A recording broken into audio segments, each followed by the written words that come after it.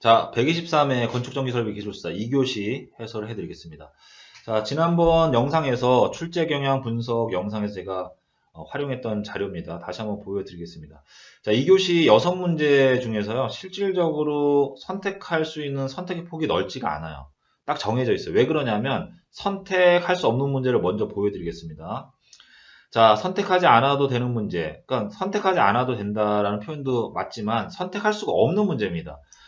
정보통신 설비 같은 경우에 여기 나와 있는 이 부분은요, 물론 어렵진 않아요. 어렵진 않은데 전기 쪽에서 우리가 이 통신과 관련된 부분까지 공부를 할 수는 없어요. 왜냐하면 뭐 계속 반복해서 말씀드리는 거지만 전기만 하기도 힘들어요. 건축전기 설비와 관련된 기본적인 사항만 하더라도 워낙에 그 분량이 많기 때문에 힘든데, 약간 약간이라고 해야 되나요? 뭐 쉬운 내용이라고 하더라도 뭐 유사 분야라든 타 분야에서 나오는 그런 내용까지 공부하려면 그거 자체가 엄청 큰 부담이 되는 거예요. 그래서 이 문제를 맞추기가 쉽진 않았을 거다. 뭐 맞출 수도 있어요. 그 다음에 비행장 등화 종류 및 설치 기준 이렇게 나와 있는데, 이거 답안 자료를 보시면 아시겠지만 이거 못 맞춰요.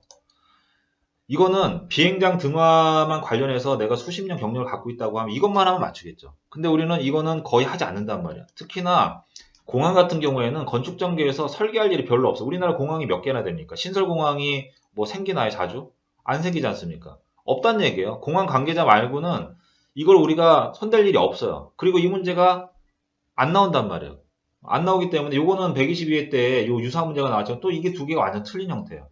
그래서 이런 문제는 맞출 수가 없어요. 그러면 선택권이 없단 얘기예요. 그렇기 때문에 좀 답답한 거죠. 선택권이 있으면 내가 좀 싫어하는 유형의 문제도 있고 좋아하는 유형의 문제도 있기 때문에 그걸 골라 쓸 수가 있는데, 이 두 문제가 빠져버리게 되면 선택할 수 있는 여지가 없어요. 자, 그러면 여기 있는 것들 다 써야 됩니다. 다 써야 되는데, 뭐 선로정수 RLGC에 대한 부분입니다. 요거는 어렵진 않아요. 그래서 제가 건축 전기 하시는 분들이 선로정수에 대해서 공부를 많이 하셔야 된다라고 해서 송배전공학을 기본서로 삼아놨고, 건축 전기 설비 기술사 공부하기 전에 송배전공학을 먼저 공부하시라고 말씀을 드렸거든요. 송배전공학의 가장 핵심이 되는 게 선로정수예요. 자, 그걸 공부하셨다라고 하면 요거는 자신 있게 쓰셨을 거예요. 근데 그 부분을 좀 간과하시고 무시하시고, 송배전공학이라는 건 발송배전 기술사의 기본서야. 내가 이걸 왜 공부해? 그러고서 RLGC에 대한 것을 그냥 가볍게 넘어가신 분들은 이거 쓰기가 쉽지가 않아요. 왜? R, L, G, C인데 이거를 두 장만 세 장을 어떻게 쓸 거냐는 얘기죠. 웬만큼 공부하지 않고서는 분량을 늘릴 수가 없거든요. 간단하게는 쓸 수 있어요. 한 반 페이지. 근데 세 페이지 쓰는 건 안 된단 말이에요. 자, 그 다음에 플레밍의 왼손 법칙을 이용해서 왼손 법칙하고, 그 다음에 전력선 간에 작용하는 그런 전기력에 대한 부분을 묻는 문제인데, 이 문제는 쉽지가 않아요. 왜냐하면 기사 시험에서는 자주 다룹니다. 그러니까 기사 시험을 보시는 분들이 똑같은 문제를 4번, 5번 계속 풀어보지 않습니까? 자, 그런데 기술사에서는 이 문제를 자주 풀 일이 별로 없어요. 1년에 한 번 정도 풀까 말까 하는데, 그렇기 때문에 이런 문제들이, 기초공학에 나오는 문제들이 손대기가 좀 어렵단 말이에요. 그러니까 경향 분석을 하셔서 대충 어느 게 나올 거라는 걸 좀 예측을 하는 게 좋고요. 거기서 벗어나는 문제까지 우리가 손댈 수는 없어요. 왜? 힘이 드니까. 지금도 힘든데 거기에 뭘 좀 넣어주면 더 힘드니까. 그래서 요거는 해설서를 보시면 아시겠지만 어렵지 않습니다. 오히려 기사 시험을 보고서 얼마 안 되신 분들은 맞출 수가 있었겠지만, 기술사 시험을 이제 준비하는데 오랜 시간 지나신 분들은 요게 좀 어렵진 않지만 쓰기가 쉽진 않았을 거다. 그 다음에 절연 강도나 절연 협조에 대한 거는 당연히 제가 굉장히 강조하는 사항이니까 잘 써야 되겠죠. 그 다음에 분산형 전원 관련해서는 뭐 연계식, 고려상, 이거는 문제 계속 나오는 거고 꼭 알아야 되는 사항이라고 제가 말씀을 드렸을 겁니다. 이 분산형 전원과 관련해서 그 개통연계 가이드라인이라고 해서 한전에서 만들어 놓은 자료가 있거든요. 그게 한 200페이지 정도 되는데 그 부분을 몇 번 정도 한번 읽어보시는 게 좋아요. 그래서 그 중에서 여러 가지 문제들이 계속해서 여러 가지 유형의 문제들이 나오고 있기 때문에 이런 형태의 문제들을 놓치면 안 됩니다. 그러면 뒤에 우리가 선택하지 못하는 문제 중에 하나 손대야 되고, 이런 부분을 답안지를 굉장히 잘 쓰셔야 돼요. 굉장히 어렵단 말이에요. 자, 이렇게 선택할 여지가 많지 않고 내가 좀 자신 없는 문제들이 나왔다고 했을 때는 어떻게 가야 되느냐? 우리가 6문제 중에 4문제를 선택해서 풀게 되는데, 일반적으로 건축전기설비 기술사에 합격하시는 분들이 4문제 다 완벽하게 잘 쓸 수는 없습니다. 한 3문제 정도로 나는 완벽하게 잘 쓰겠다. 그리고 한 문제는 조금 부족하지만 우리가 이제 네 문제에서 우리가 합격하려면 한 문제당 15점을 받아야 되죠. 이게 만점이라고 보시면 돼요. 25점 만점을 다 받을 수 있다. 이건 계산 문제는 이렇게 주지만 서술형 같은 경우에는 웬만해서는 25점 안 줍니다. 잘 쓰면 15점, 16점, 17점 정도 주거든요. 그래서 네 문제 중에서 여기 나와 있는 이 세 문제는 16점에서 17점 정도 받아야 되겠다라는 생각으로 쓰셔야 돼요. 그러면 얘 같은 경우에 한 뭐 10점에서 12점 정도 받는다고 하더라도 얘네들 평균 내면 합격 점수가 나오지 않습니까? 이런 형식으로 전략을 수립하시는 게 좋습니다. 자, 방향에 대해서 말씀을 드렸고 맥을 잡아 드렸으니까 답안을 한번 보겠습니다. 만들어진 답안을. 여기 보시면 선로정수 쭉 나와 있죠? 나와 있고요. 여기 있는 부분들 이렇게 답안지를 기술하셔야 돼요. 이렇게.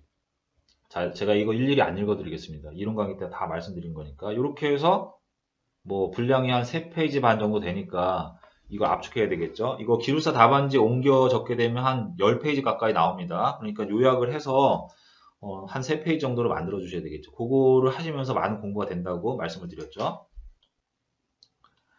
자, 그 다음에 신호에 대한 부분. 뭐 이거 어렵진 않아요. 어렵진 않은데 내가 활용하지 않고 자주 쓰지 않지 않습니까? 그러면 사람은 자주 활용 안 하면 자꾸 잊어버리잖아요. 그러니까 이런 문제가 띵 나오면 어렵진 않은데 막상 쓰려고 하면 쓸 게 별로 없어요. 그래서 이런 것들은 잘 쓰기가 어렵단 말이에요. 좋은 점수 받을 수가 없어요. 자, 이렇게 보시고요. 자, 그 다음에 이 문제도 딱 한 페이지 떨어지는데 이게 기사 시험에 굉장히 자주 나오는 문제거든요. 되게 쉬워. 여기 나와 있는 공식이 어려운 공식이 아니란 말이에요, 이게. 이 공식은 단락 전자력 때 쓰이는 공식이거든요. 플레밍의 왼손 법칙도 어렵진 않습니다. 어렵진 않은데, 이런 형태는 3페이지까지 쓰기는 어려워요. 딱 이렇게 쓰시면 답안지 옮겨 적으시면 한 1.5페이지 정도 나올 거예요. 이 정도만 쓰셔도 좋은 점수 받으실 수가 있습니다. 그런데 내가 활용하던 게 아니다 보니까 이렇게 답안지 쓰기가 쉽지가 않다는 얘기죠. 그렇기 때문에 123회 같은 경우에는 합격자가 5명밖에 안 나왔다는 얘기예요. 어떻게 보면 인원을 조절한 겁니다. 왜? 지난 122회 시험에 굉장히 많이 뽑았잖아요. 항상 많이 뽑으면 좀 조정을 해요. 조정을 하고 이런 것들이 흐름이 있어요.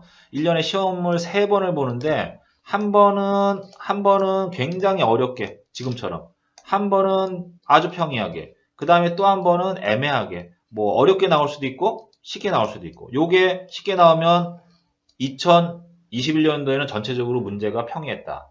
요게 어렵게 나오면 두 번이 어렵게 나오니까 전체적으로 좀 어려웠다. 합격자 수가 좀 적었다. 이렇게 되는 거죠.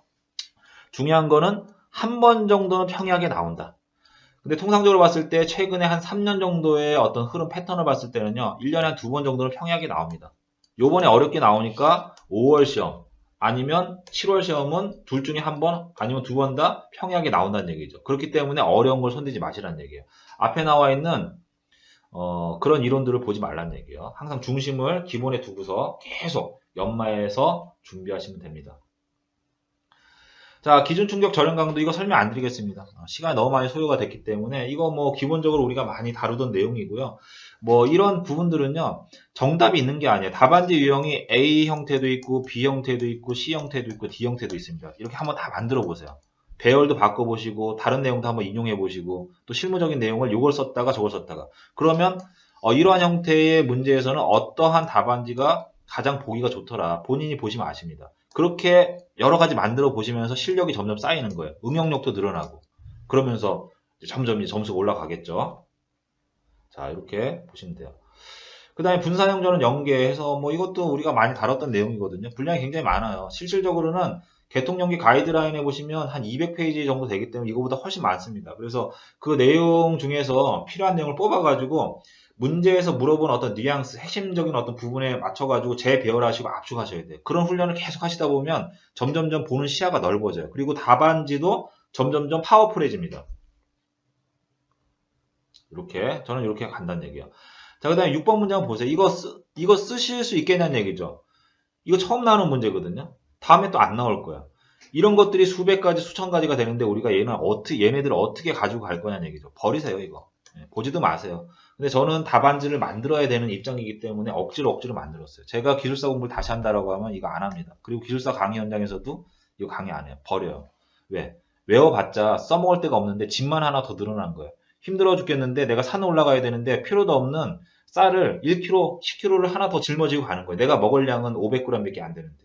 그래서 이런 문제들은 그냥 이런 문제 나왔구나. 이런 문제 또 나오면 나는 버려야지. 나 안 쓴다. 이런 생각하시면서 그냥 쫙쫙 하든지 아니면 저 같은 경우에는 이런 내용이 있으면 귀찮으니까 책에서 아예 찢어버려요. 제가 쓴 책이지만 찢어버리셔도 괜찮습니다. 저는 방향만 알려드리는 거 필요 없다는 걸 보여드리기 위해서.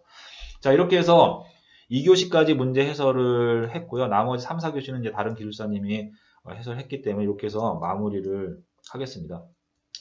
자, 124회까지 이제 시험이 얼마 안 남았는데 제가 말씀드린 것처럼 방향을 한번 잘 잡아보세요. 너무 이 공부해 보면 넓히지도 마시고 그렇다고 너무 조그맣게 만드시면 안 돼요. 그래서 제가 최소지만 뭐예요? 유효한 범위를 선정하라고 말씀드렸죠. 그 유효한 범위를 선정하는 게 노하우고요. 그거를 파악하는데 굉장히 많은 시간이 걸립니다. 거의 기술사 공부하면서 그 범위를 파악하는데 거의 대부분의 90% 이상의 시간을 소진할 거예요. 그걸 빨리 파악하시는 분들은 빨리 합격하는 거고, 그거를 늦게 파악하거나 파악하지 못하시는 분들은 기술사 시험에 되게 늦게 되고 아니면 영원히 기술사가 못 되는 거죠.